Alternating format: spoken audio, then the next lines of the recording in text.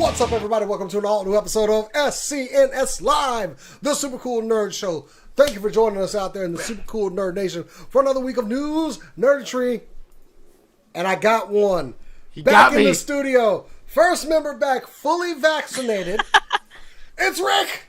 I'm back. I'm home. He's the first one to make it back. I hugged Jason the X. Just moving on anyway. I have video evidence of this. I hugged him.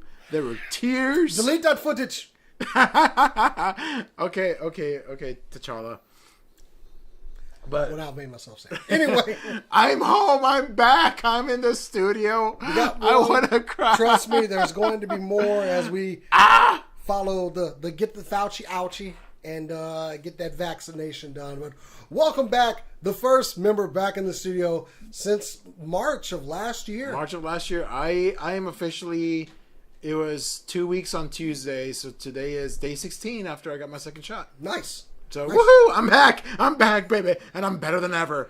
But bang. She is one shot away and a couple of weeks of inoculation from joining us. And oh man, we're going to talk about what she's wearing because we're going to talk about that. We're going to open the show up with that. It is Cora. Hello, it is very nice to see all of you again. Of course I had to do it. Oh, I know. I did that with no prep. Though, so, that's all good. Ew. Have you actually been able to wear that cosplay to a con yet? Because damn. No! The con I was going to wear it to was all con before COVID hit. Right, like the all con that happened, like the technical last con to happen here in Dallas before the lockdown. That was where I was going to wear it. For that weekend, yeah. But we only went day 0 of that day. Yes, we were only there for day. I didn't even get to go. That was the drinking and just messing around night. Yeah. But man, what a mess. But hopefully things will be different. All cons coming back in like the fall. I'll be there. We'll be closer to people being inoculated. It's going to be great. It's going to be awesome. So I'm glad I got one. Hopefully I get some more. In the words of Optimus Prime, to all my nerds amongst the stars, I am here. I am waiting. Anyway. Did he call his followers nerds? What did I say? We are nerds. Yes, they're nerds. Yeah, you're a nerd. I'm a nerd. We're all nerds. Like, she's a dude. He's a dude. We're all dudes. Yeah. I think I'm some type of dork or nerd. The man that's got at least a couple of thousand action figures on display. Oh, then you won't miss the ones that I'm going to pilfer from your front porch. I am not kidding you guys when I said when I walked in here and saw the amount of new toys. Like I had nothing to do in here, okay? And they're so beautifully displayed. Cat and Cass have not been around to tell me to tone it down a bit. You should tone it down. I have been. You need to keep going. I've covered almost every wall. The only thing I haven't done is dare take down Cat's posters. Although they're taking up valuable toy space. They are taking up valuable toy space. Oh, don't you remove those posters? I'm crazy. This is studio. Yeah. No, the posters stay up. Although I think once we do get Cat back, we need to change them or something. Yeah, we got to update. New posters. It's been 2 years. We'll give the old ones away or something. We'll sign them. Tone what down? The ceiling? Yes.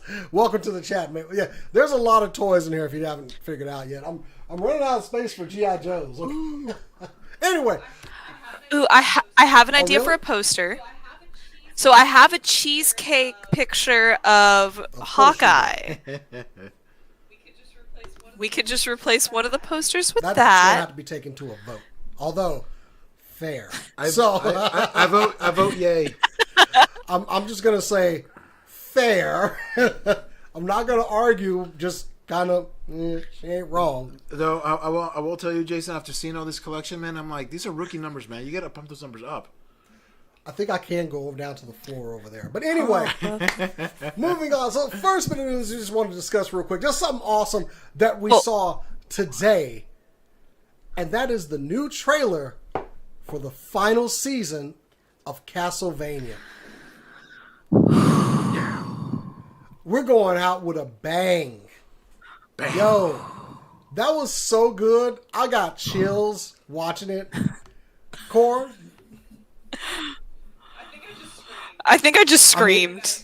I don't think I made actual words. It's everything I want. And no announcement of how many. We were expecting October. No. No, it's next month. May 13th. Yes, Maple, it's up. If you follow the Facebook page, facebook.com/SCNS Live, we have it posted over there. But man, just Trevor being Trevor, Cypher being like super powerful now, all of us. Like, and Alucard had the shield. Alucard. Symphony of the Night, yes! Well, I mean, that ties in with what they were talking about in the trailer, and I, like... It's weird that I didn't call it, but I was discussing it with someone how they basically took all of the games and just mishmashed them together just so artfully. And I figured that our only like kind of nod to Symphony of the Night was just going to be Alucard, and I was cool with that. Don't get me wrong, I was chill with that because Alucard's fantastic. And then the shield, and then all the other stuff they were discussing in the trailer, and I was like, oh no. Yeah. Oh no. As much as I hate to see it go, it looks like it's going to be a banger of an ending. Oh yeah. They're not going out with a whimper. Ain't no whimper in here. So yeah, May 13th. I know we've covered it before on the show, but go check out the trailer. It is something to behold. But we got some other good Netflix stuff on the show too. So hold up. How many? So there's 3 seasons so far. How many episodes per season?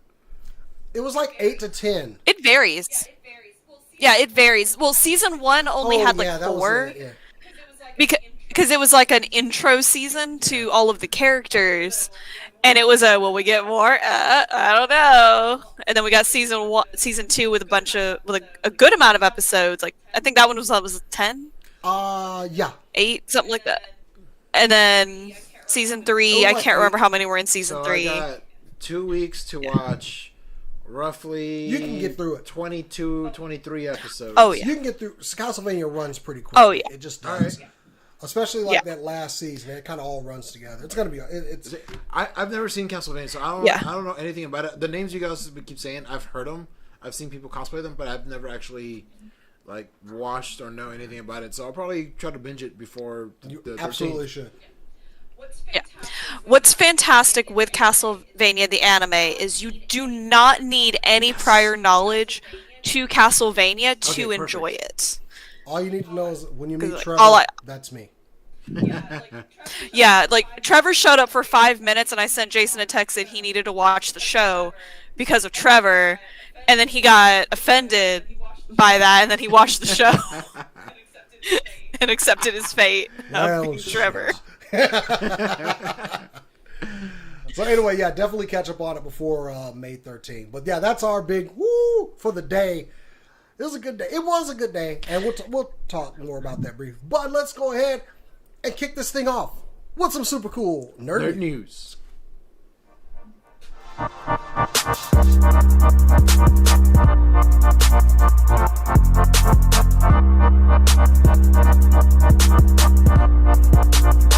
Rick, for being first back in the studio, you're up. Awesome. I got a couple stories. You know what? I'm gonna go with this one because this one could lead into Cora's story, which I'm very actually interested in knowing more about because it deals with wrestling. But my first story of the night is gonna be actually about The Miz. Mike Mizanin put out there on Twitter, as you can see from this image over my shoulder, that he kind of wants the role of Johnny Cage for the most likely Mortal Kombat sequel. Now, this past Friday, the Mortal Kombat came out in theaters and on HBO Max. I saw it. Jason DX saw it. A bunch of other people saw it. I saw it in theaters. Did you watch it on HBO Max? I watched it on HBO Max. You watched it on HBO Max. And you know what? It was okay. It wasn't the greatest. You don't watch it for the story. You watch it for the blood and guts. And you know what? The blood and guts were awesome. And then, of course, spoiler, but it's also been a week and it's very available now. But there is a teaser for a Johnny Cage. we see the belt buckle with the cage on there, and we see the Hollywood poster, and we all know the story of Johnny Cage. It's been 30 years. So Mike the Miz put out there an image of saying, "How about me?" And he actually here's the actual tweet. He put out there, "No, Johnny Cage, I am the special effects. Let me do the casting for you. Say cheese, hashtag Mortal Kombat, at MK Movie, at Noobd." So then we actually got a response from current creative director of Mortal Kombat, game developer NetherRealm Studios, and Ed Boon. He is one of the creators. He is actually one of the creators of the Mortal Kombat. He is the current creative director, and he said, "God makes a compelling case" in a retweet. And honestly, I'm all for it. I've had this conversation with friends and some coworkers, and we're like, you know what? Why not? He looks the part. He is a wrestler. He is an athlete. And of course, it's funny because Johnny Cage is trying to prove that he doesn't use a stunt double, but Mike the Miz is probably going to end up using a stunt double for some very the more complicated fight scenes, because he is a great athlete, but he's not a karate master. So, but you know what? I'm in for this. I'm in for Mike. I'm in for the Miz becoming Johnny Cage. Jason? All right, look. The Miz has done several of those Marine movies, and I'm going to tell you right now, the movies are not great, but Miz is a decent actor. Yeah. I think he absolutely could rise to the occasion for a movie like Mortal Kombat, because there's a certain cheese factor with Johnny Cage that he can nail. Yeah. I am completely on board for the Miz playing Johnny Cage. I'm Team Miz. Your Team Miz. I'm Team Miz for this. Now there are two other names that have popped up recently, especially I don't care. Channing Tatum and Ryan Reynolds. Ooh, now he's got him thinking. But Ryan Reynolds has thrown his hat into the ring of becoming Johnny Cage for the possible sequel, and the only way we're getting a sequel is if the movie does well enough, which I think it will. Oh, that's a great lead-in for the next story. Yeah, I did say this weekend it was good. It wasn't great, but I mean, this is Mortal Kombat. I thought the movie was okay. There were certainly some problems with it. Yeah, I mean, it is what it is. But I knew going in there. I kind of went into it kind of thinking about Godzilla versus Kong. I wasn't going in for the story. I was going in to see a bunch of monsters beat the crap out of each other. This is true. And same thing with Mortal Kombat. I was going in there for the story. I could care less about the story. Just give me a bunch of fatalities and flawless victories. That's what I wanted, and that's what I got. And it was awesome, and I cheered, and I gasped, and I oohed, and I awed, and it was fun. The energy in here is so great. There you go. I mean, Mortal Kombat was okay, but did it make number one at the box office?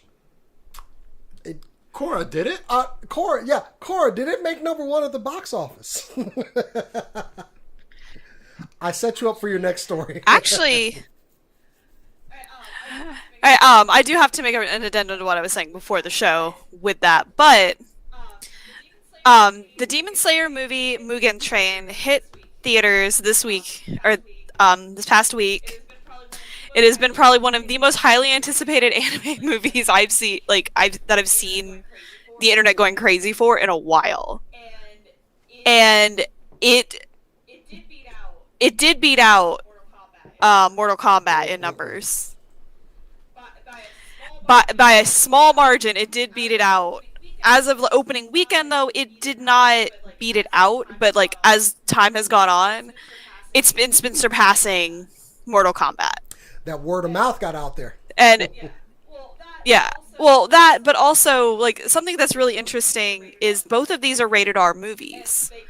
And they hold the top two spots in America for the film, or for film, which is I haven't seen that in a while.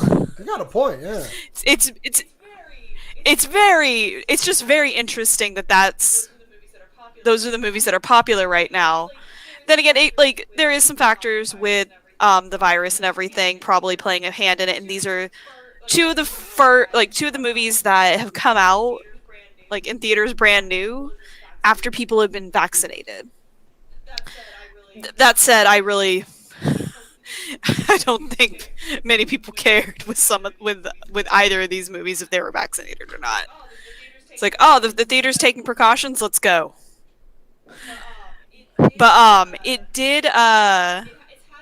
It's had one of the biggest like 3-day opening weekends to date. That includes Pokemon the first movie. That's 22 years ago. And the thing that like shocked me with it, because obviously it's been in Japan out in theaters since October. After 12 consecutive weeks, it just now dropped to number 2. I'm sorry, during January, it had hit the 13th week, or the 13th week. That's when it dropped to number 2. It is the number one highest grossing Japanese film of all time worldwide. It beat out Spirited Away. Ooh. It dethroned Ghibli for having that title. Is it on any streaming services or is it just in theaters? Currently, it is just in theaters. I don't have a date currently. I'm trying to like skim the article again to make sure I didn't miss it. Oh, there it is. Okay. It will be digitally released on June 22nd. I'm assuming on the Funimation website, since they are the distributors. I don't know if I can wait that long. But it is open right now in theaters in both the Japanese with subtitles and the dub.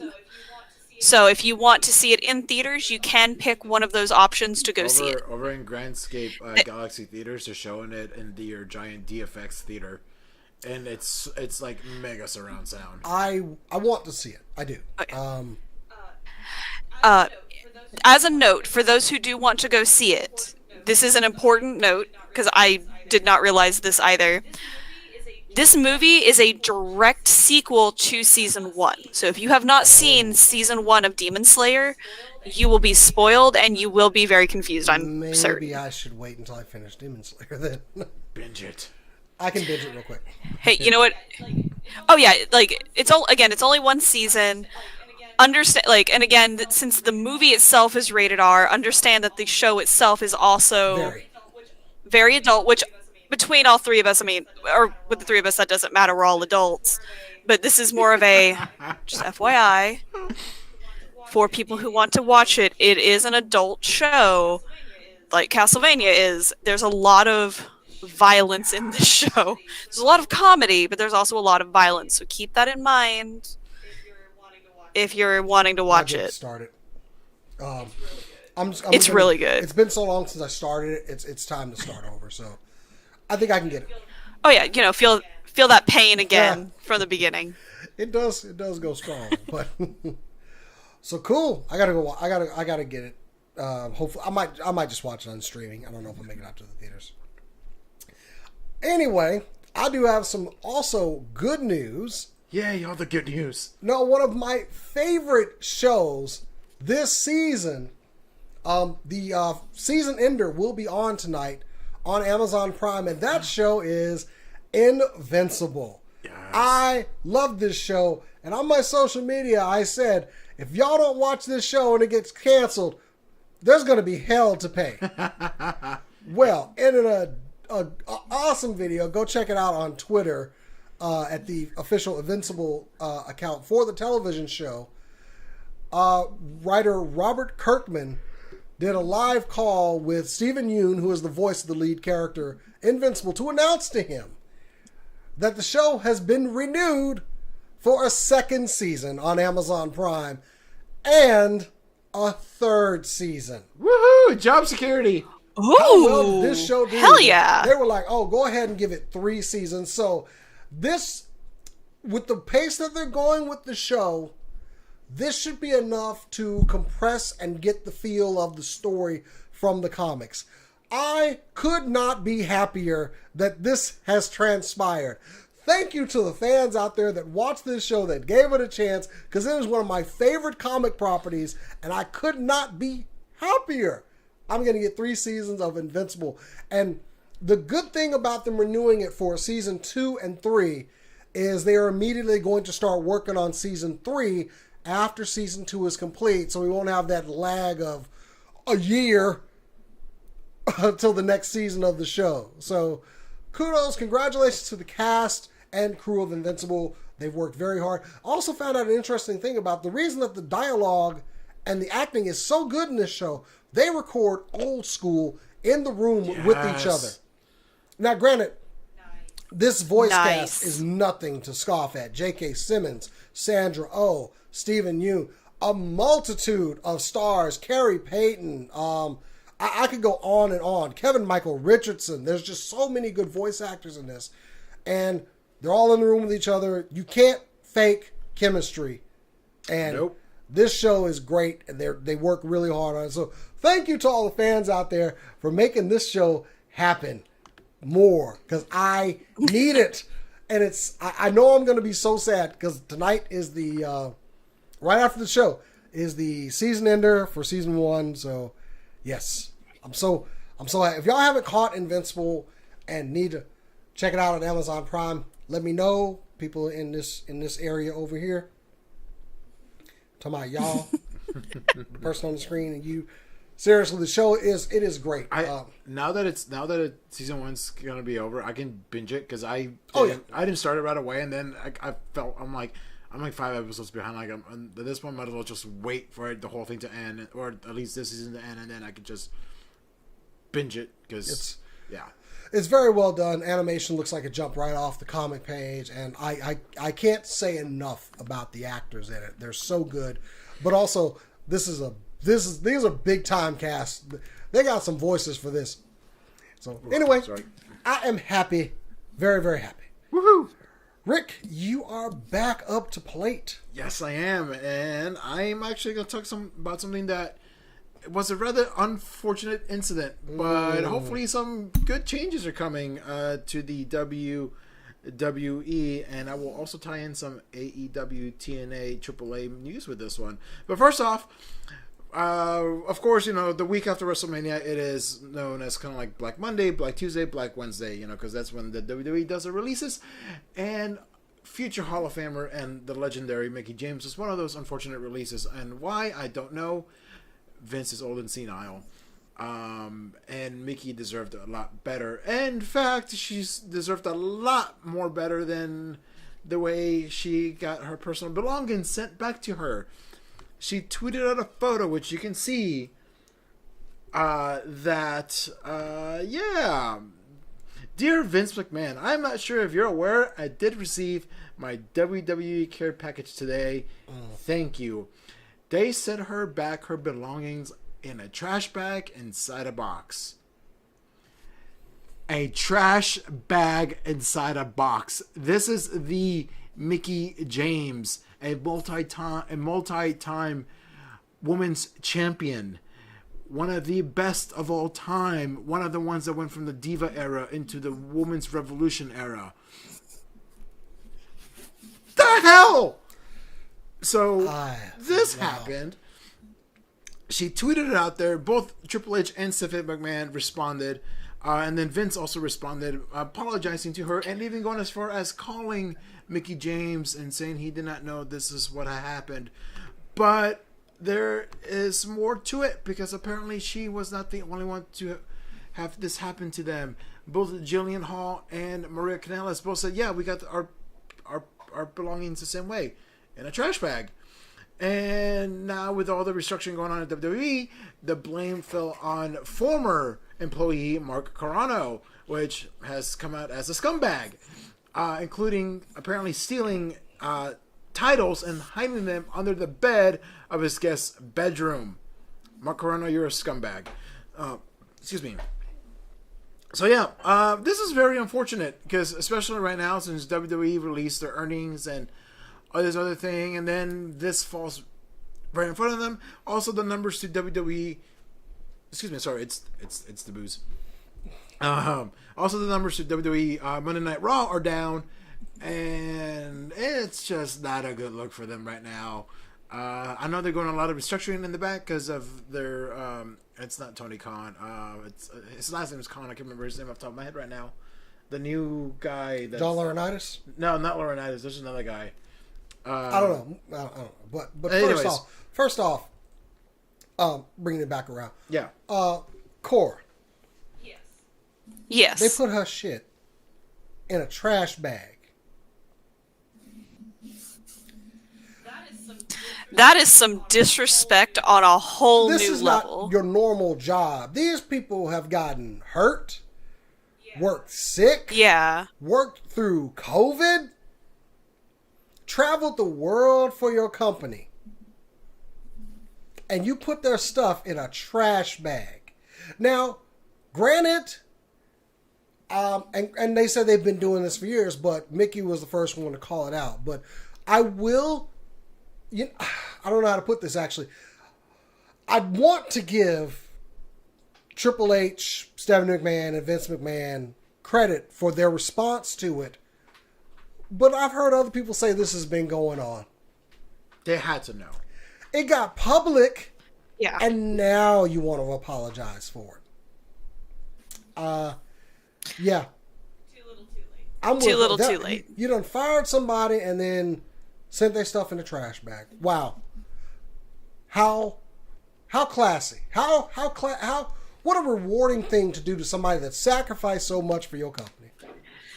So apparently there's a little bit more to this also. I'll go back to you. Go ahead. So apparently Mickey had several ideas and pitched one of them, which was an all-female brand. Because, I mean, they have more than enough women wrestlers there to have an all-female brand. But only to be rejected with someone telling her that an idea like that doesn't make money. Okay. They're joking, right? See, here's the thing. They keep talking about this doesn't make money, but they're not putting them in the forefront anyway. Yeah. They're not getting matches on TV. They're not seeing what people like Shotzi Blackheart and Ember Moon are doing. Yeah. Because they don't want to give them the spotlight on the main show. So how are you going to build them up if you're not going to put them on the main show? And one of the things that was also brought up as a reason was that the WWE Women's Revolution pay-per-view was the lowest viewed pay-per-view of all time. Because they built it up shitty. Yeah. It's always, you have to do a great build. And that's the thing, like, Vince, give up your power, give it to Triple H, give it to Stephanie, they know what they're doing, you're old, you're senile, you're 74 years old. But seriously, Yeah. how are they going to get some shine on them? How are they going to get people going, hey, I saw this lady wrestle and it was awesome, if no one is seeing it? And how are you going to give them respect when you have them do stupid things like going, oh, my hole, or doing slips, or... They made that girl yell my hole. Oh my God. Anyway. Whereas I'm watching Chris Statlander on AEW. Just kicking ass. And it's awesome. Boop. I love Chris Statlander. But AEW, they had to get called out to bring up their women's division. And they did. They did. I mean, look, what was it? Dr. Britt Baker versus... oh my God. Versus Sheeta? No. Her and Thunder Rosa. Thunder Rosa. That That's match. right. Thunder Rosa. That's right. I was thinking women's champion. That was a great wrestling match. Not a women's wrestling match. Just a great wrestling match. That was bloody. That was brutal. That was amazing. Just like, holy shit. But you know what? AEW, keep doing what WWE is not doing. Yeah. They say this idea doesn't make money. We'll see about that. Good, though. Mark that down. We have proven that women's I know. wrestling in Japan, Joshi wrestling is one of the most successful divisions out in Japan. And it's an all-female. They have several female leagues in Japan. Monday Night Raw started in 1993. They had their first women's main event in 2005 between Lita and Trish. AEW started year and a half ago. They've had women main event, I think 2-3 times. But they'll poach talent from Joshi and NJPW, like Asuka and Kairi Sane. And then not do Or anything with Io them. Shirai. But you know what? They'll give a good paycheck, but to not be used, it's Stay in sad. NXT. Stay in NXT. It's sad, and you can't make money off of them if you don't build them up. Let them have matches Yeah. that go longer than 5 minutes. Like, as much as I love that Britt Baker and Thunder Rosa match, I can't watch that match again. Holy crap! I've watched it 4 times since. I mean, Thunder Rosa is one of the best wrestlers out there right now. I mean, she's doing double duty on NWA and AEW. She's wrestling in Texas this weekend. The point is, look at what they're doing. These women are successful. People are watching these matches and getting hyped for them. Do you not want that money? I want to give him my money. And Maple's right. Yeah. He treats them just like eye candy. Yeah. Yeah, because to him, that's all they are. They're delicate. Somehow they're delicate flowers or some bullshit like that. Which I don't think you're watching your own matches, sir. She was a badass MMA fighter, and one of my favorites. They've gutted her. Same thing with Sonya Deville.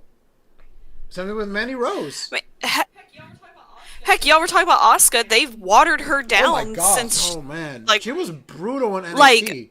Like, when I first saw her, she was already in WWE. Her matches made me a little uncomfortable because I was kind of worried for the girls that were in the ring with her. Asuka was going upside people's heads. Yeah, like I was actually like, please tell me everyone's okay after this match. Oh yeah, they're fine. Okay, good. I'm concerned. And the only reason I'm not more concerned is I didn't see blood. She brings that hard-hitting, strong style, which let them do stuff. Just put them on TV and let them wrestle, damn it. It's so infuriating. There are plenty of wrestlers on WWE's roster I'd love to see. Mia Yim is a fantastic wrestler. When was the last time I saw her wrestle? Shoot. I don't think she ever wrestled on the main roster. They let a massive talent like Kairi Sane just go back to Japan. I don't, and she wanted out. She wanted out. Oh boy, it does upset me. But you know what? If you don't put it out there, I'm not. What can I watch? I was listening to Dave LaGreca on Busted Open Radio, and he was saying, other than Bayley and Sasha and Asuka to a certain extent, no one else in the women's roster is up to like their standards or Charlotte's standards. They have to lower their standards so that they don't fall behind. And it's like that's not how you do when you do 5-minute matches. You need 10, 15, 20 minute matches so they can get better. That way they're not lowering their skills, trying to make sure that the ones that are not as good try to keep up with them. And Maple's absolutely right in the chat. Clearly Vince has a look that he wants them to have. He don't want them looking too over muscular or, like normal looking women. I'm sorry, it's a fact of life, okay? Yeah. It just is. Yeah. Vince McMahon has some very sexist views of what a female form should look like. And honestly, that shouldn't matter. And Can they wrestle? And it's not going to have the John Laurinaitis' back as head of talent relations, because he's the one that was bringing in all the eye candies. And it's like, we want wrestlers. I get it, it's entertainment, but we want wrestlers. I don't know what it's going to take for them to realize it, but I in the meantime, I'll just keep watching AEW. So, anyway, do we move it on? Yeah, go. Okay, okay. Let me see. Let's see. So, welcome to this week's edition of How Jason Could Possibly Kill Himself. Recently, a video came out on Twitter of someone on what could only be called a hoverboard. I'm trying to get my videos up here. So, this was going down, it was in LA, and someone was riding what appeared to be a freaking hoverboard down one of the main strips. So, a company named Omni Hoverboards has actually invented the world's first hoverboard. Now, they came up with this concept in 2015, but now they have improved on it. I encourage you to go over, and this video is provided from omnihoverboards.com. Currently, the tentative price of this is $20,000. I would also like to announce my Kickstarter for $20,000, by the way, so I can get this hoverboard. But anyway, moving on. Like, this is the world's first hoverboard. It let's see. Omni Hoverboards has said this is their Mark I prototype, and they've actually broken a Guinness record traveling a total of 275 meters on one controlled flight with the board. They had set the previous one at 50 meters, actually. Oh, wow. They quadrupled. Mm-hmm. The original inventor is, hang on, I had her name, and now I've misplaced it. See, we just Caitlin Alexandru Duru is the Canadian lady that made this hoverboard. And, let me go back to the... Sorry, I was looking at my notes, but, that is freaking cool. These are expected to possibly make it to the consumer market in 3 years. Okay. So to that I go, I need my $20,000 Kickstarter. As Cora and I were talking, I'm probably going to die within the first 8 seconds of being on this thing. But in that 8 seconds, I will have truly lived. So that was Cora's joke. So you said you needed 20 grand, right? Tentatively. I mean, if I could give them, if I could get 20 grand and give it to them right now and say, "Give me a hoverboard, let's go." You know. I have a Godzilla here for sale. I'm starting at the bid at $1 for the Godzilla. I've got plenty of toys. Hey, we're selling my toys. although I could probably easily get 20,000 if I sold out of like 3 of these toys. So yeah, I'm gonna die, but you know what? This is ever since Back to the Future 2. This is what I've wanted. Okay. And I didn't know I was going to live long enough to see this happen, all right? Do we need to get you a Marty McFly hat and jacket and everything? I'm going to have that anyway when I start riding the board. Wait. Do you want a cape? I don't want a cape. No capes? There's propellers on this thing. Edna Mode was right. No capes. Oh my God. Okay, so after you crash, burn, and die, what do you want us to do with your body? Burn it with all of my toys, Viking style. That's in my will. That's in your will? Well, so since he can't stop us, I will be taking a few of those figures for myself. You know, to remember you by. Everything goes on the boat and burns with me. We're going to need a bigger boat. Also, that fire is probably going to burn for a couple of years from all the plastic. But like I said, what's that smell? That's really you guys' problem. I'm no longer here. So, yeah. In summation, hoverboard. I really want to see you fly one of these. I really want to fly this thing. It's like I'm trying to do more. Like nothing is going to beat. Like okay, I've jumped out of planes. I've ridden motorcycles. I need to go faster and more riskier. Okay, until they make a jetpack, this is the closest I'm getting. Okay, Maverick. Anyway, Rick. No, Cora. I'm sorry. Did I skip you? I skipped Cora. You do that every week. Okay, well, so hold on. Mapleberry's like the Springfield tire fire where it's always burning. Yeah, that's and also said try the water hover thing. Have you seen those? No.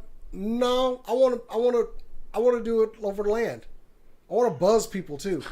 I'll be like the Green Goblin of Dallas. Oh my God, no! Just throwing small pumpkins at people. No one give him $20,000 for this. We don't need the Green Goblin in real life. We really don't. Calling him Spider-Man. Jameson, you scum! Who's the photographer? Man. I have found what I want to do. Spider-Man. Just throwing pumpkins on fire at people.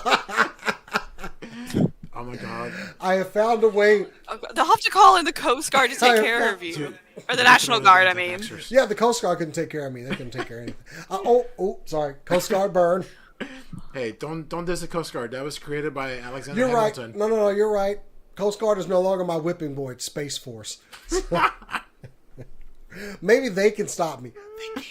They can't. Cora, because I skipped you, please deliver unto us a story. All right, I'm going to deliver unto you another Netflix anime that is not Castlevania. There are others? No, we are going to be talking about Yasuke today. So this was something that Netflix had teased a couple months ago. We finally got a trailer for it. It looks so good. Oh my god, it looks so good. Ooh. As a This is the description that Netflix gives for the anime. In a war-torn feudal Japan filled with mechs and magic, the greatest Ronin ever known, Yasuke, struggles to maintain a peaceful existence after a past life of violence. But when a local village becomes the center of social upheaval between warring daimos, Yasuke, must take up his sword and transport a mysterious child who is the target of dark forces and bloodthirsty warlords. The story of Yasuke, the first African samurai who actually served the legendary Oda Nobunaga, will be released to the world. Now, Yasuke is a samurai. He was actually a samurai that was African American. Or no, African American, I'm sorry. He was African. And he did serve under Oda Nobunaga. So they got that completely right, and they're giving it a really interesting fantasy twist with the story. I'm actually very interested in this because I love anything that's historical and with a twist. So who we have for the English cast? Like, we have the English cast now. Yasuke is going to be voiced by, I really hope I get your name right, sir. Laketh Stanfield. He was in Atlanta. He was in Sorry to Bother You. He was also one of the policemen in Knives Out. He was one of the lieutenants, I believe. Lieutenant Elliot.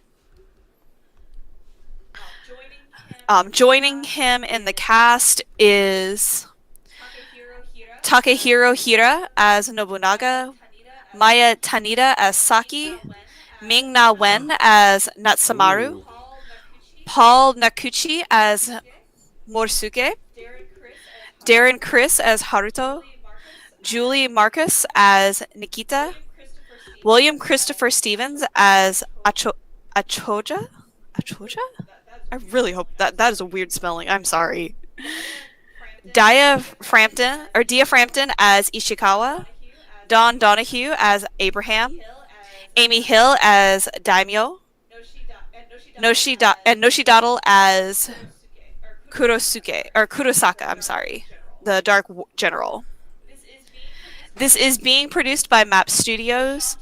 LaShawn Thomas, who was one of the creators for The Boondocks, Children of Ether, and Cannon Busters, is the creator, director, and exclusive producer for this, along with Flying Lotus to compose the music and serving as the executive producer.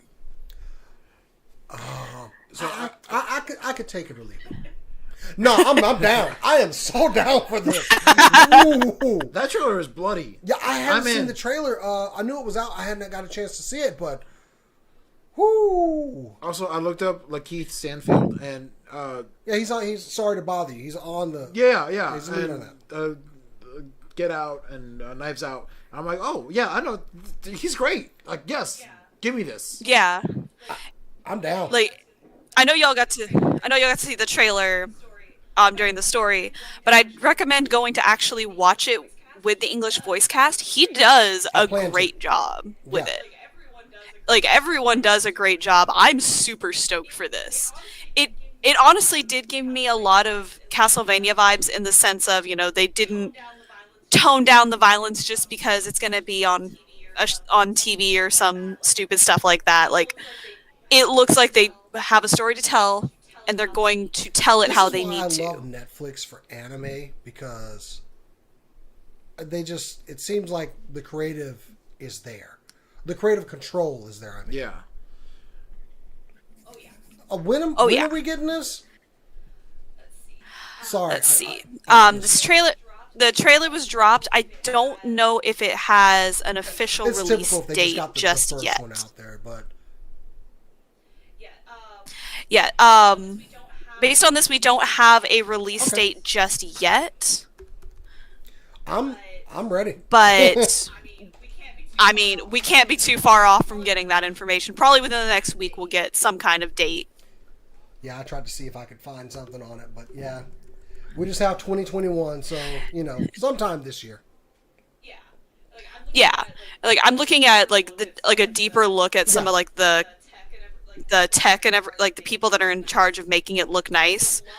There's a lot of talent on here from people that worked on Parasite, the anime, obviously, not the Korean movie, Cowboy Bebop, Zombieland Saga.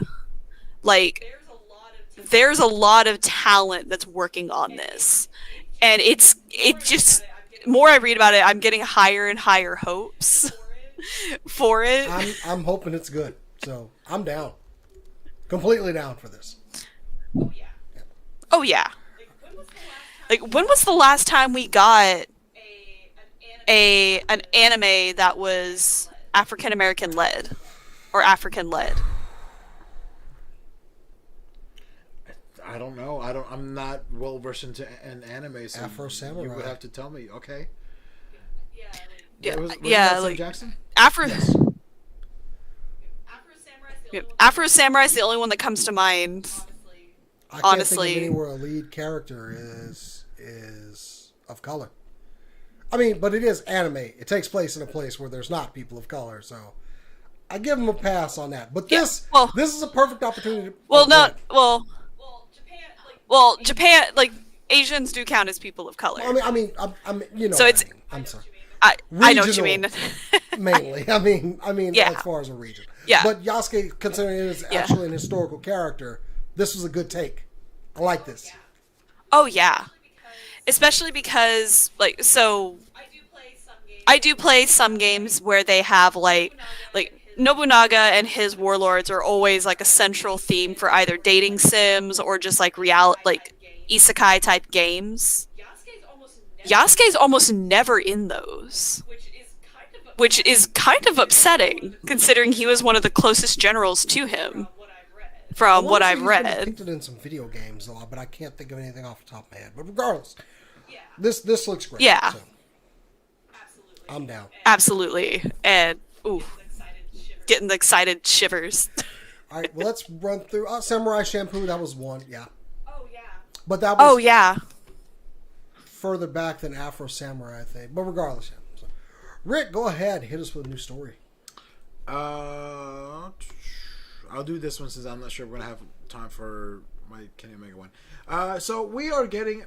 You know how much I love musicals. I got the Dallas Musical Hall pass for this upcoming season, and I found out that we're getting a Great Gatsby musical. I know at first you're kind of like, Great Gatsby, really, musical?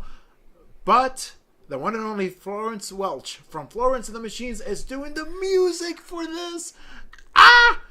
Florence Welch will journey into the jazz age for her new musical project, and one that will offer up fortune seekers and flappers, rum runners and rich dilettantes, self-made men, and high society standard bearers. In short, it's F. Scott Fitzgerald's glittering masterwork, The Great Gatsby, in which will provide the spine of a new stage show that is eyeing a Broadway run. It will feature lyrics from Welch, best known again as the leading force behind Florence and the Machines, as well as music by Welch and Oscar and Grammy Award nominee Thomas Bartlett. He has previously worked with Florence and the Machines on the song Jenny of Old Stones, and has released 4 albums as Doveman. Along with Welch, also... I went too far. Pulitzer Prize winner Martina Mayock for The Cost of Living will write the book, and the show will be directed by Olivier Award nominee Rebecca Frecknell of Summer and Smoke. Jenny O'Hare serves as story consultant, and Len Blavatnik and Amanda Gus will produce for Unigram in association with Robert Fox. The show has been dubbed The Great Gatsby, a new musical. The timeline for pre-Broadway engagement, which usually happens with a lot of shows you do off-Broadway first, will be announced at a later date. And we have Hannah Gianolis and James Orange serve as executive producers. It will be production will be co-produced by Access Entertainment An original cast album will be released by Warner Music. For those that don't know, Great Gatsby came out in 1925. There's been at least 2 movies of it. One of them, of course, with Leonardo DiCaprio, which he should have won an Oscar for that, but he didn't. He didn't win it till The Revenant, which he should not have won it for that, but that's a whole different thing. It will inspire. Oh no, that's something else. We're getting music about The Great Gatsby. Cora, thoughts? I'm intrigued. of all of the novels that I know of, The Great Gatsby is like the one I definitely didn't expect to be a musical. Although I don't typically expect novels to become musicals of any kind. But I am a fan of Florence and the Machine. And Florence herself is a wonderful writer for like music and stuff. So I have no doubt that no matter what, the music's gonna be baller. So like there's that. I'm kind of like, as far as the story goes, I mean, I already have a hate relationship with it because they forced me to read it in school, and I didn't find the story all that interesting. Yeah, it's not an easy book to read, but yeah. But go ahead. Oh, sorry, but I am interested to see what kind of music they have in mind for this. Because Florence and the Machines, it's a very, I mean, they've been around for like 10 plus years, but they're still kind of considered indie, like you said earlier before the show. Yeah. I do have a quote here, a statement actually from Florence Welch. This book has haunted me for a large part of my life. It contains some of my favorite lines in literature. Musicals were my first love, and I feel a deep connection to Fitzgerald's broken romanticism. It is an honor to have been offered the chance to recreate this book in song. I'm intrigued. I'm excited. Again, like you said, the Florence and the Machines. I mean, their music is great. I am excited for this. All the theater and English teachers are like, thank God right now. I have absolutely nothing to add to this story. That's why they didn't ask you for your I like Florence and the Machine. So, I'm excited for this. It will definitely be interesting because Florence does have a very unique sound.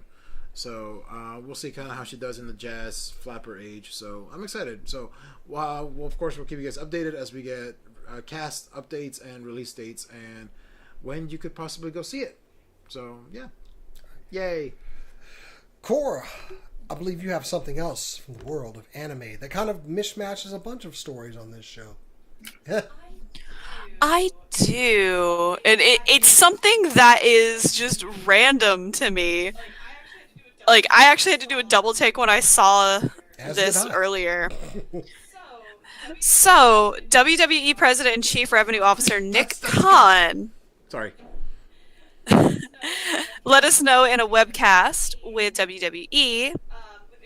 They were talking about the first quarter for 2021, and they revealed that they have sold a multi-episode anime series to Crunchyroll. So this is a multi-episode anime from the WWE. That's all we know. That's all we know. He is quoted as saying this, though. As we continue to expand WWE's brand beyond the ring, we remain focused on developing the slate of original programming from WWE Studio. And that's all we got. See, it kind of reminds me of when they tried to do a WWE comic series, and I remember that.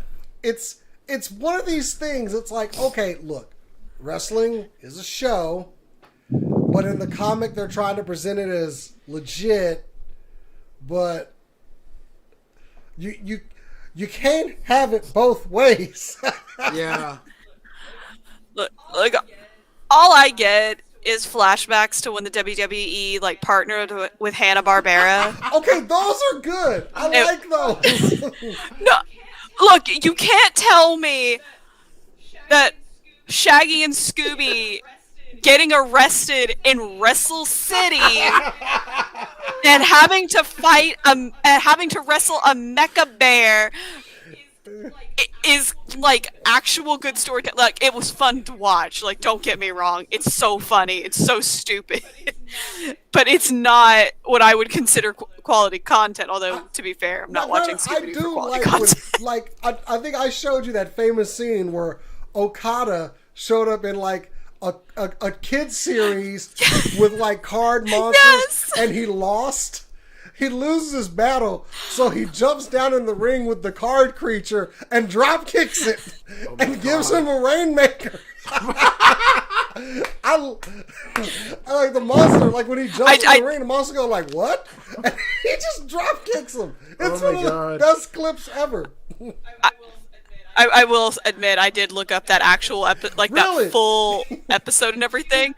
It's a 2-episode thing. Like, he shows up in like the episode prior, and then he shows up again, like in the next episode, and that's where that happens, and he becomes a statue. And he's in his trunks too. He's not even in regular clothes. He's in his ring gear. Well, he's a promoter for that game. Like, he plays that game. Trying to imagine, like, Triple H giving Pikachu a pedigree. Ash a pedigree. or any one of the Hitmonlees getting a Stone Cold Stunner or something. Why are you going to Pokemon when Yu-Gi-Oh is right there, also being a card game? I challenge you two to do. It doesn't matter where you want to challenge me. Some of them Digimon could catch an RKO as well. Oh my god! I want to see Andrew Woman catch an RKO. I want to see Professor Oak get punted by Randy Orton. Oh, you know what? We're clearly the people that need to be writing this show. Oh. No. Digimon and one of the wrestlers that they pull into that is Asuka. Oh yeah, Asuka's gonna beat up some monster. Okay, she gonna do it. It's gonna happen. Okay, so don't worry, I'll protect you. I got this. Nick Khan is a recent. Well, he's recent enough where he's trying to. So they're letting go of a lot of the old guard in WWE, and he's bringing in all his Hollywood contacts. He's bringing in all the Hollywood people. They're trying very hard to expand even further, and I didn't expect them to go into anime so soon. But they want to do more. They want to do TV more shows, like movies. They're looking to bring back wrestling as dominating as it was in the 90s and early 2000s, and I think that age is gone. But it could happen again. But you got to get eyes on your product. But I want wrestling like it was in the 90s. They were wrestling. You ain't gonna get wrestling on the 90s because you know why? Because it ain't the 90s anymore. Wrestling never goes back; it moves forward. But I do have one last story to add because we have covered it on the show before, and it's a brief one. I won't even go to the desk for this one. But remember that whole thing where a bunch of us idiots said, "Hey, we can do what hedge fund guys do and buy up a bunch of stock." Oh God! So. What? First quarter releases are happening from companies now. How much money do y'all think GameStop made from our shenanigans? I know the number, so I'm not going to say. A lot. $500 million. Oh my god! GameStop sold 3.5 million shares of stock to generate this $500 million with a B. They made so much money that they hired somebody to basically say, what the hell are we going to do with all this money?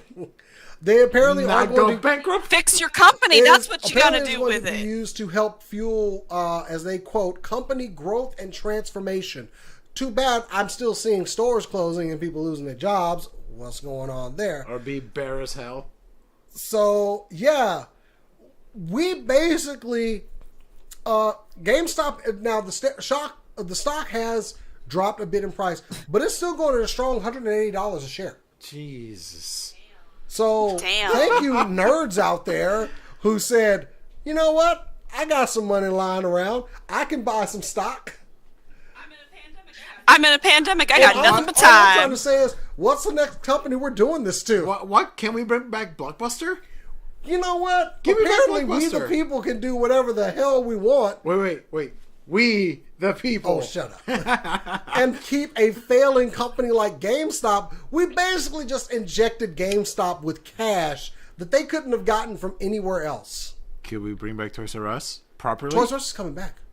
But And I'm buying shares in Toys R Us. I'm not kidding. Circuit City.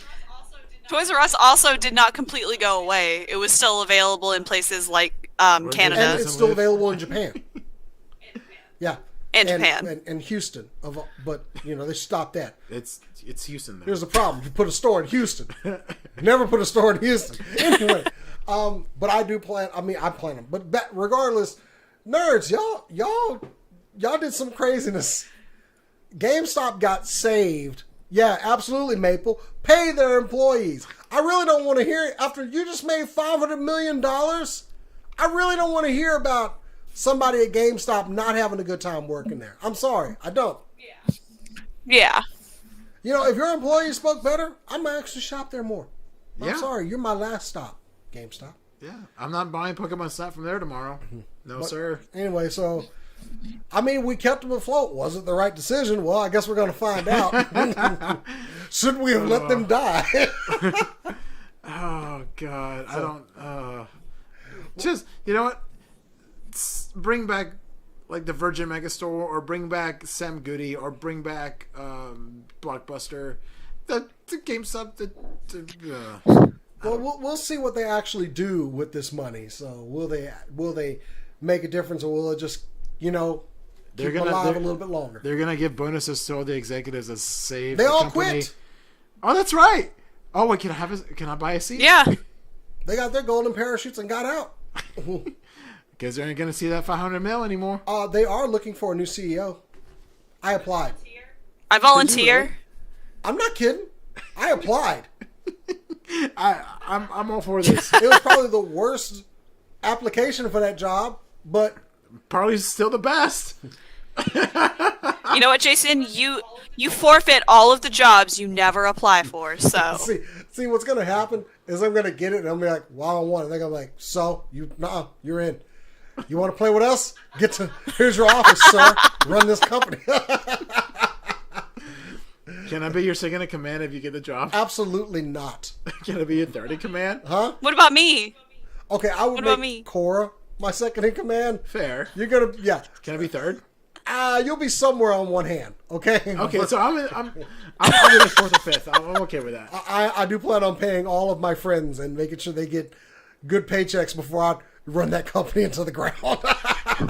I'll make sure I'll buy the good whiskey. So yeah, just hey, lesson learned. GameStop. People were good to you. Be good to your people. So with that, we're gonna go ahead and end this show, guys. It was a great one. I got one member of the team back in the studio, but it will not be the last. No, it won't. Soon I will collect them all, and I'm never letting. That feels and like I'm a never threat. letting them go this time. All right, Thanos. Never again. I'm sorry. But thank you for watching the show. If you're still watching, please give us a like and subscribe to the channel so you can see when we go live.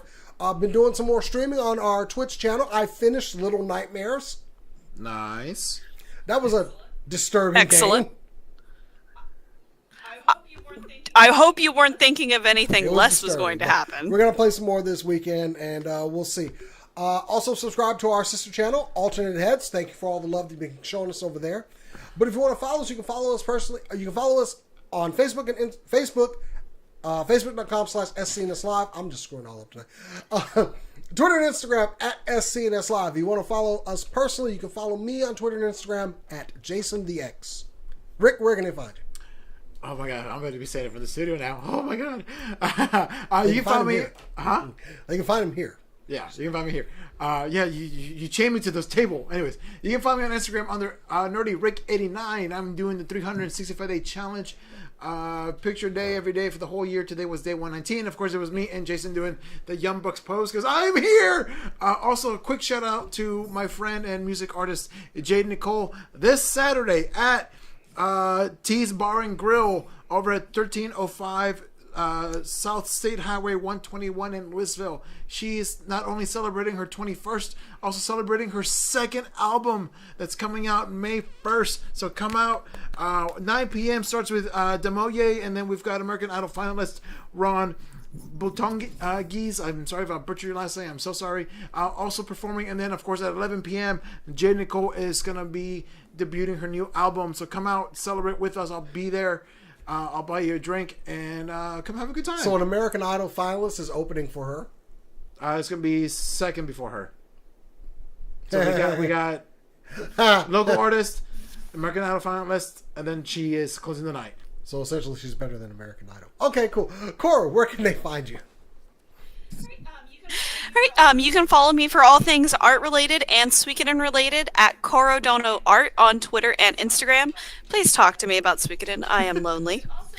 You can also follow me on Twitter at chaotic_noodle if you want to see some fun and cool screenshots from Final Fantasy XIV. And with that, also go check out the Joe Cat YouTube channel, because his prep guide is now covering Final Fantasy XIV, and it is magical. I'm going to watch it after this show. Anyway, thank you guys out there for joining us out there in the Super Cool Nerd Nation. We will see you next week, and as we always say around here, keep on nerding. Get vaccinated. Alan just did a cough and drop off the table.